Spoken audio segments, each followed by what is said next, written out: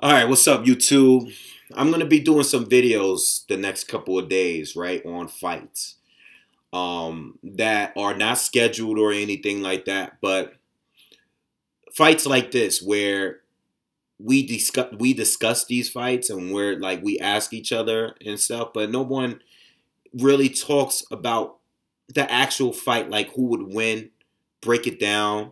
They don't really do it.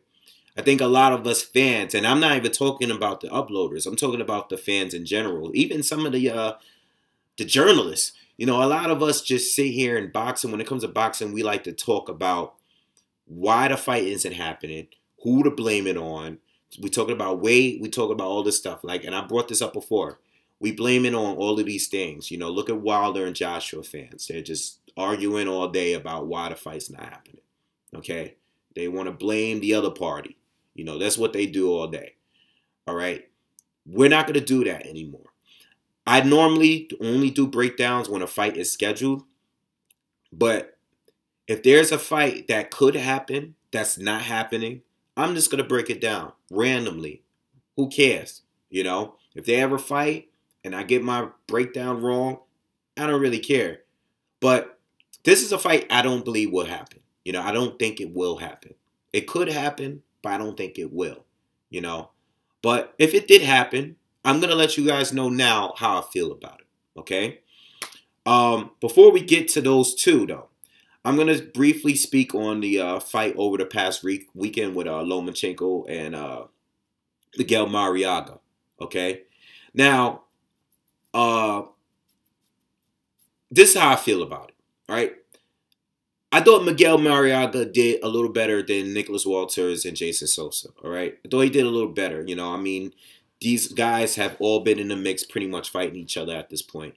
I'm not sure if Mariaga fought Sosa. Maybe he did. I can't remember. But I know both Mariaga and Sosa fought Nicholas Walters, right? So this is how I feel. Listen, Lomachenko did good, just like he always does, all right? I don't think anyone predicted Mariaga to win this fight. I'm on the side, just chilling, pretty much waiting for Lomachenko to avenge his loss to Orlando Salido. That's what I really want. But Mariaga is a solid opponent. So when I heard about it, I was like, okay, if this is what we're going to get for now, I'm cool with it, Mariaga did okay. But this is the thing, right? I wasn't overly impressed by Lomachenko in this fight. You know why? Because I see what he's doing. He's better than that. But I understand that he's trying to entertain the viewers, okay, and the people that's in the audience. He's trying to entertain them, and the result of that is he got hit a lot more in this fight than he needed to. Okay, he even got a nasty cut because of a headbutt. All right, now I get it. Okay, I get it. He is a defensive fighter. He's trying to build a name on himself, and he's trying to make a fight action-packed, and it's cool. And he did a good job. Okay, for the level of opponent he's facing, he did a pretty good job. Okay, but in my opinion, I'm more impressed when he's that defensive wizard and he's just killing shit, without getting hit. I personally like that. This is why I like guys like Lara. I like guys like Guillermo Rigondeaux. I like guys like Lomachenko. I like defensive fighters. I like Andre Wards. I like those guys. And when I see him overdo it, I'm going to call it out. I personally believe that Lomachenko overdid it a little bit, okay? It was still fun to watch. I still enjoyed the fight, but I think he overdid it a little bit, okay? We all know how good he is. If you've seen him before, we already knew that. He's good enough to be in a pocket with a fighter and stay in a pocket and drop his guard, okay, and make the fighter miss still. He's that good. All right, his ability to step around his opponents and his reflexes, and just his upper body movement, everything he does he just read the punches. He see them coming before they're thrown. He's great at that, But I think he overdid it in this fight. I personally enjoyed the Jason Sosa fight a little bit more. Even the Nicholas Walters performance, I was more impressed with that one. Okay, he got hit a little too much for me, for my liking. All right. Now, as far as Guillermo Rigondeaux, all right. Rigondeaux. I went to Cuba last month, and they told me out there that it's supposed to be said like Rigondeaux. It's Guillermo Rigondeaux. All right, I'm probably gonna still say Rigondeaux. That's the way I'm used to. Everybody says it different. Rigondeaux. Everybody says it different. Out in Cuba is Rigondeaux. So I'll just confirm it. I have to put that out there real quick because I did go out there. But yo, Guillermo Rigondeaux, right? Now people are talking about it, and they've been talking about this fight. All right. I even talked about it. I had made a video before, but I didn't make a breakdown video. And I'm going to talk about it because I don't think the fight is going to happen, but I just feel like talking about it. It's like, yo, why are we just sitting here blaming on who's not fighting what and what? Let's not do that. That's corny. I'm just like, it's getting corny now. And I'm like, yo, you know what? I'm gonna break down the fight. Right? This is the thing though. I'm clearly like, I disagree with everybody I've ever heard talk about this fight. I don't think it's a good fight. Okay? I don't think it's a good matchup. I think it's a terrible fight for Guillermo Rigondeaux. Terrible, terrible fight. I've been watching him for a long time now. Okay? And I just don't think that as much as good as I think Guillermo Rigondeaux is, okay, I think this is a terrible matchup for him. Okay? I think he's a pound-for-pound fighter. Okay? I think that he's been highly ducked, one of the most feared, ducked, avoided boxers in the sport. This guy has been one of those guys this past decade. Okay? But when it comes to him fighting Lomachenko, if they agree that Lomachenko will come down to 126, fight him, they meet in the middle, whatever they decide, if this fight ever were to happen, I see Guillermo Rigondeaux getting stopped. Okay? And I don't think it's going to be close. In fact, I'm going to go as far as saying that I hope this fight don't happen. Because I like Rigondeaux and I don't want him to go in there and get annihilated like that. Because as good as he is, and he's a great defensive, he's an excellent defensive fighter, one of the best, okay?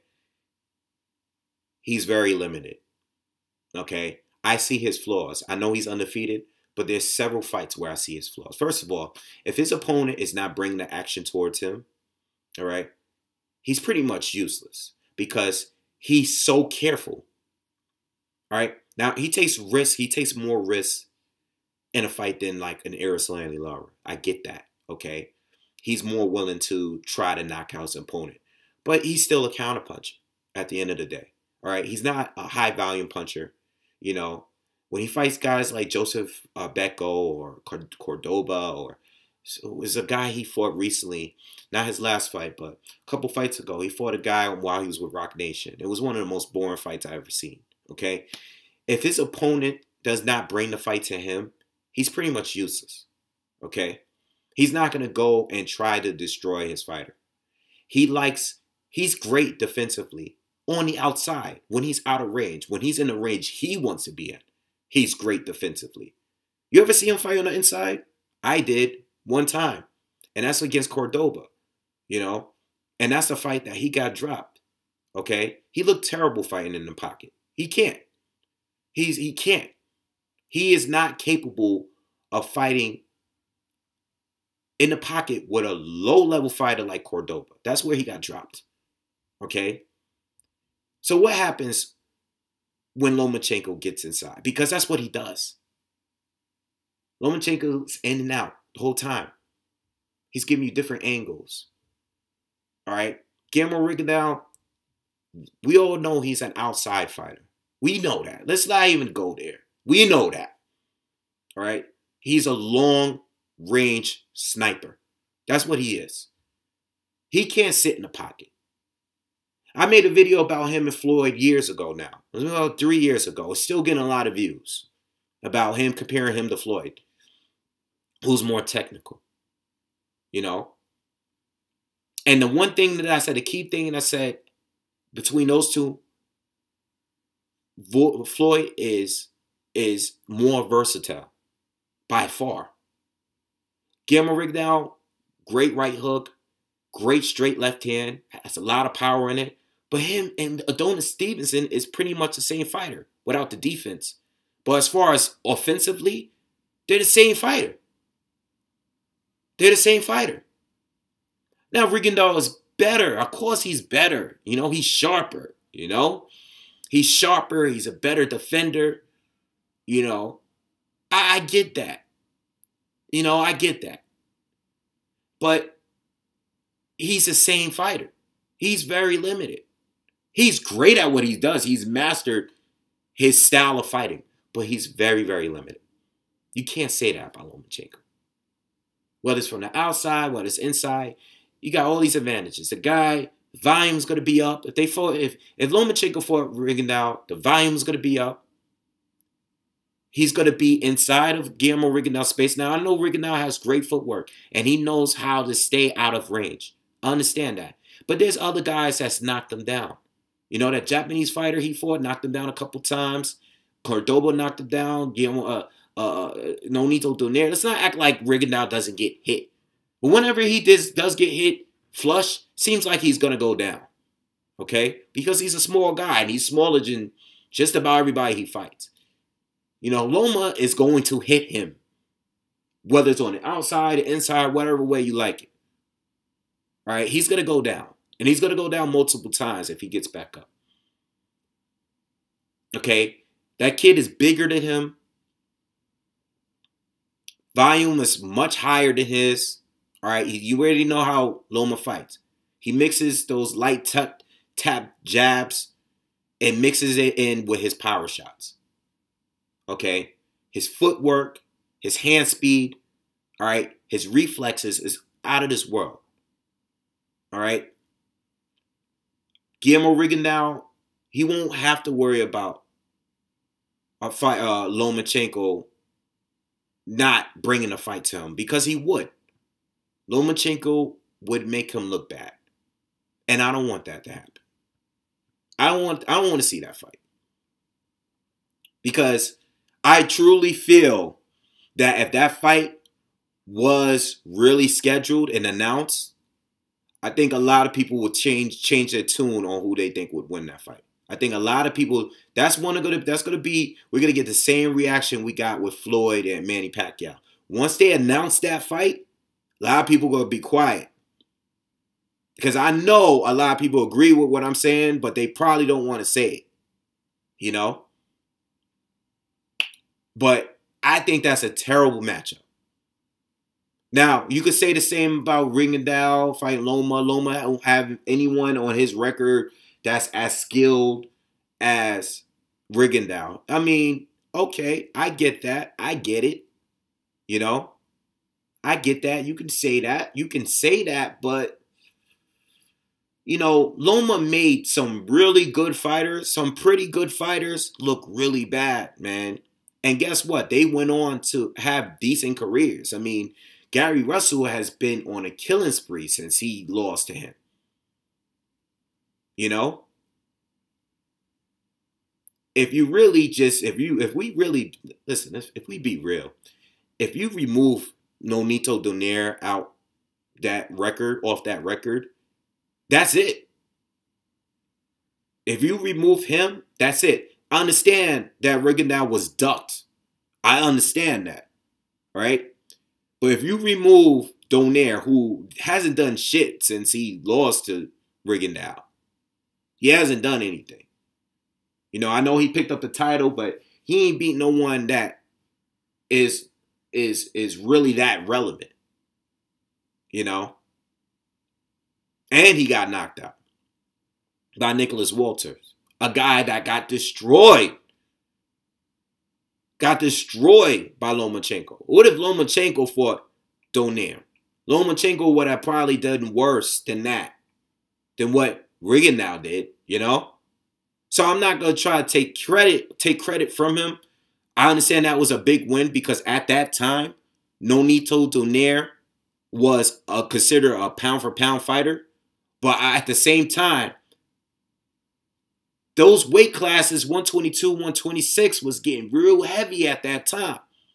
What if he had fought Nicholas Walters a little earlier? Probably would have been the same outcome. You know, it's like shit was just getting hot. It was getting hot. You know, there's a lot of people that probably would have beat Donaire if they had the opportunity to do it before Rigondeaux did. That's all I'm saying. That's just the argument. I can't prove that. I get that. As far as the loss, we all know Lomachenko lost to Salido. I understand that. Okay, Salido got him, which is cool. I know Guillermo Rigondeaux's undefeated. All right. But Guillermo Rigondeaux didn't fight Salido. All right. Salido fought everybody. Salido fought a lot of people. You know. And you know what? Lomachenko he needs to avenge that loss. He does. But when I see the two of them right now, and I'm talking about several fights, I've seen Lomachenko fight Orlando Salido. I've seen that fight more than once.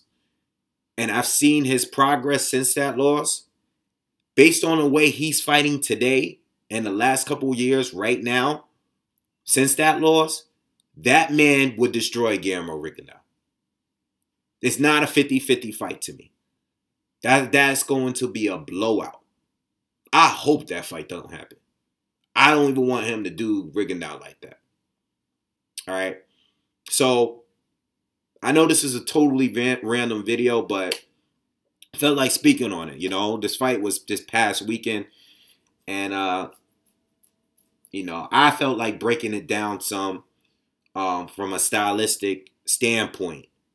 I just think this fight is all wrong. I think certain fights is wrong for Rigo. He just haven't fought that fighter. You know, you know what? Believe it or not, I never thought the Leo Santa Cruz fight was a good matchup for him neither.